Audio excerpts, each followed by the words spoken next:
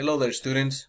Thank you for being part of this presentation. Today we are focusing on U.S. government, and we're actually working on Unit 3, which is Civil Rights, Citizenship, and Civic Participation. And for this particular presentation, we're actually doing Civil Rights tutorial. Please make sure, once again, that you are taking notes on everything that you see and hear in this presentation and the tutorial, as well all of the extra resources that I provided to you. And for this particular lesson, we're looking at a particular objective, which is that you will examine rights that are granted and protected by the United States Constitution.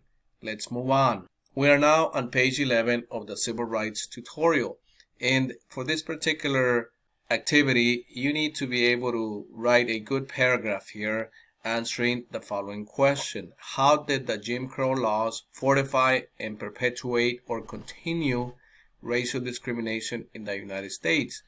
Please make sure that you go back to the previous pages of this tutorial and get this information, or you can actually look at your notes and you will have the answers there. If you still need extra help, please research Jim Crow laws on the internet and you will get a whole bunch of information.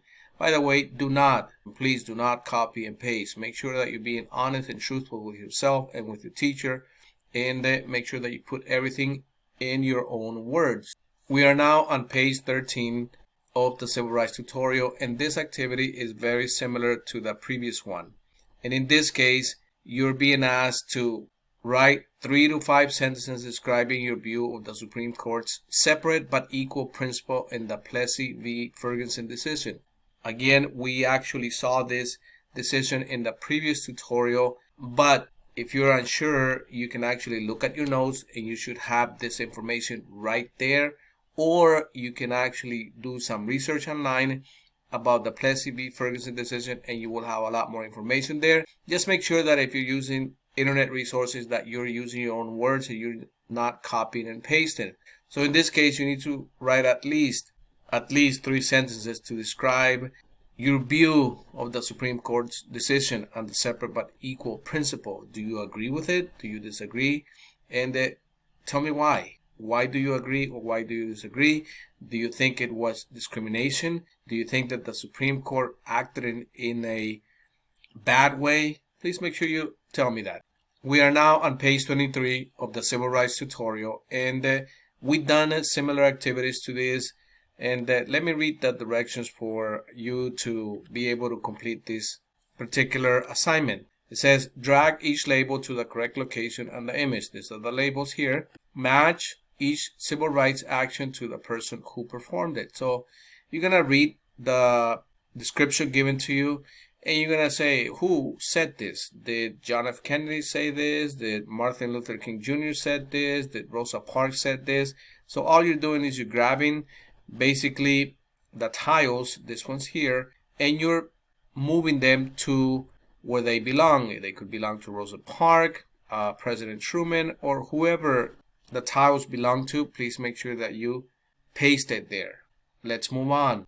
We are now moving on to page 33, and this is of the Civil Rights tutorial, and this is your lesson activity, and it's the impact of the Civil Rights Movement. Let's review the directions here so you know what to do. In this case, it says read the instruction for this self-check activity, type in your response to each question, and check your answers. At the end of the activity, write a brief evaluation of your work. Let's read the activity part here so you'll know what to do.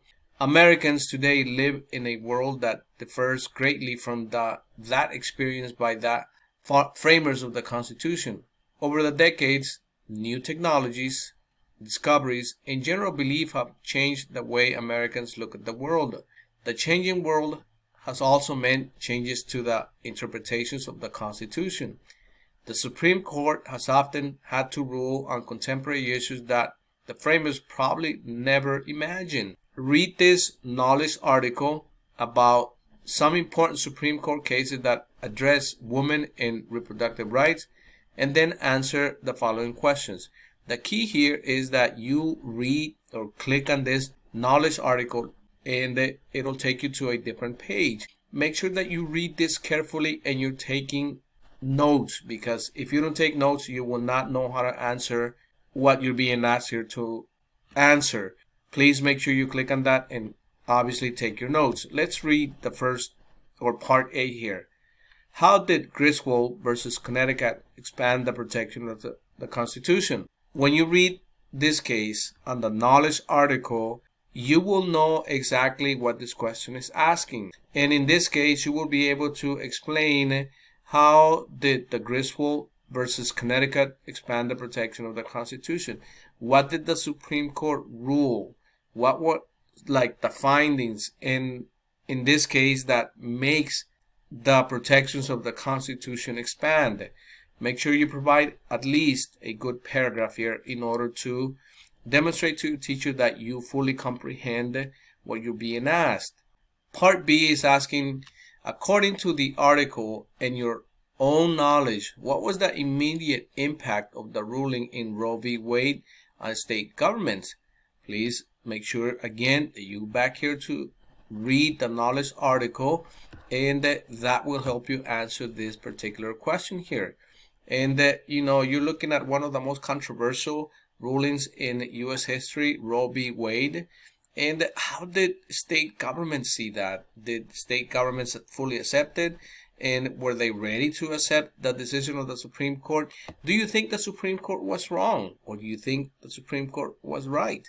Please make sure you write, again, a good solid paragraph. Do not please provide a one sentence, two sentence response, because that does not demonstrate that you fully understand the question. Part C, do you think the court made the right decision on its ruling on Roe v. Wade? Write a short essay, 100 to 150 words, describing why you think the court did or did not make the right decision. Here, a good paragraph will get you to those 100 to 150 words. So for this part C, you need to be able to explain to your teacher, and you need to be able to describe the decision of Roe v. Wade. Do you actually think it was right? And there's nothing wrong if you think it was wrong. Just make sure you provide evidence why you think it was wrong. And, we still have many people today that actually think that Roe v. Wade was wrong. But in your opinion, you be honest and explain to your teacher if it was right or if it was wrong, but just make sure that you back up what you say. And this is the end, basically, of this activity. And please make sure you continue gaining knowledge about U.S. government. And I will talk to you soon.